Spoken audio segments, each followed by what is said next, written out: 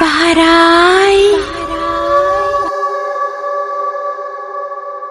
रात का अंधेरा अपने चरम पर था। आसमान में बादल घिरे हुए थे और हल्की हल्की बारिश हो रही थी। मैं अपने पुराने गांव के रास्ते से होकर गुजर रहा था। गांव की उस वीरान हवेली के पास से गुजरते हुए मेरी नजरें अचानक उसकी तरफ उठ गईं। वह हवेली जिसके बारे में दादी से सुना था कि वहाँ एक चुड़ैल रहती है, एक ऐसी चुड़ैल जो सौंदर्य की देवी थी पर उसकी आत्मा भटकती थी। वह युवा पुरुषों को अपने रूप जाल में फंसाकर उनकी आत्माओं को चूस लेती थी।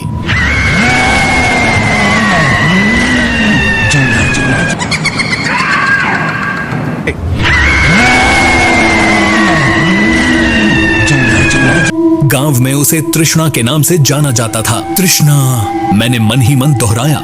उस नाम को सोचते ही दिल में एक अजीब सी बेचैनी होने लगी। बारिश की बूंदें मेरे चेहरे पर पड़ रही थीं, लेकिन मेरे पांव अपने आप ही हवेली की ओर बढ़ने लगे। हवेली के दरवाजे पर पहुंचकर मैंने देखा कि वह खंडहर हो चुकी थी। उसके लकड़ी के दरवाजे पर वर्षों की धूल जमी हुई थी। एक पल के लिए मैंने सोचा, क्या यह सच में वही हवेली है जिसके बारे में सुना था? लेकिन अगले ही पल मेरे भीतर की जिज्ञासा ने मुझे अंदर जाने पर मजबूर कर दिया। दरवाजा चरमराता हुआ खुला और मैं अंदर दाखिल हो गया। हवेली के अंदर घना अंधेरा था और सिर्फ बिजली की चमक से ही थोड़ी बहुत रोशनी मिल रही थी।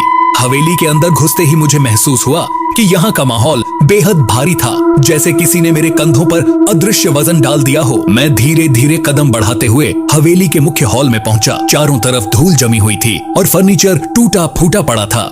लेकिन तभी मैंने देखा, हॉल के बीचों बीच एक बड़ी सी तस्वीर लगी हुई थी। उस तस्वीर में एक बेहद खूबसूरत महिला थी जो लाल साड़ी पहने हुए थी।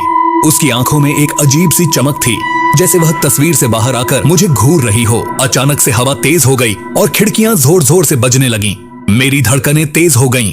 मेरी नजरें फिर से उस तस्वीर पर गईं। इस बार वह महिला जैसे मुस्कुरा रही थी। मैं डर के मारे पीछे हट गया। तभी मुझे पीछे से एक आवाज सुनाई दी, क्यों आया है यहाँ? क्या तुझे अपनी जान से प्यार नहीं? मैंने पीछे मुड़कर देखा, लेकिन वहाँ कोई नहीं था। आवाज फिर आई, मेरे रूप के पीछे तुझे मौत छिपी है। मेरे हाथ पांव कांपने लगे। कौन हो तुम? सामने आओ, मैंने कांपती आवाज में पूछा। तभी एक साया सामने आया, एक धुंधला सा रूप जो धीरे धीरे साफ होता गया। वह वही महिला थी जो तस्वीर में थी। उसकी आंखों में वही चमक थी और होठों पर वही मुस्कान। मैं तृष्णा हूँ, उसने धीरे से कहा। तुम्हारी तृष्णा? मैं हक्का बक्का रह गया। मेरे पांव जड़ हो गए। तुम यहाँ क्यों आए हो? क्या तुम्हें नहीं पता कि जो भी यहाँ आता है वह कभी वापस नहीं जाता? उसकी आंखें जैसे मेरी आत्मा को खींच रही थीं। मैं कुछ नहीं बोल पाया, मेरे होंठ सूख गए थे। तुम्हें पता है, उसने कहा, मेरे पास आने वाले सभी पुरुषों की यही गलती होती है।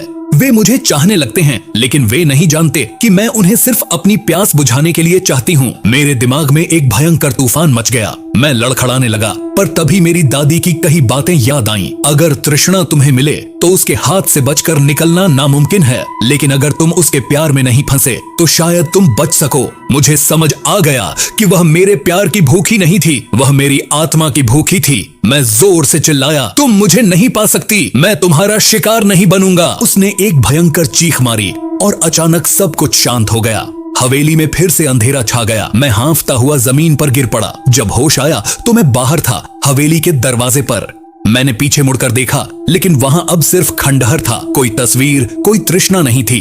मुझे आज भी नहीं पता कि वह सच थी या बस मेरा भ्रम, लेकिन एक बात मैं जानता हूँ, मैं फिर कभी उस हवेली के करीब नहीं जाऊंगा।